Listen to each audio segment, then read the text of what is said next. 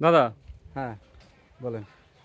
আপনি এই যে লাউ গাছে প্রচুর পরিমাণে ফলন পাইছেন, হুম। তো এর কারণটা কি? এর কারণটা হচ্ছে যারা এই লাউ গাছের মূলত চাষ করে, তারা এই চাষের সঠিক পদ্ধতিতে জানে না। হুম। এই চাষের পদ্ধতি এই ভালো ফলনের কারণ হচ্ছে কি, এই যে মানুষে 3G কাটিং 4G কাটিং করে। হুম।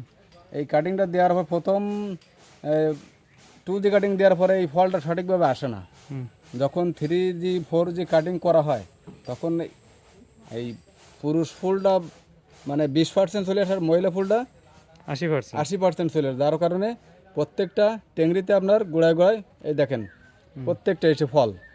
আর এই ক্ষেতের কাটিং 3G 4G কাটিং কি তার তার থেকে থেকে বেশি কাটিং। অধিক কাটিং হয়ে গেছে, যার কারণে ফলনটা আপনি দেখতে পাচ্ছেন প্রচুর হ্যাঁ। প্রচুর পরিমাণে ফল। এক ফলনে 36টা ফল, হ্যাঁ, একবারে 36টা ফল কাটা 36টা যাবে। ফল কাটা যাবে।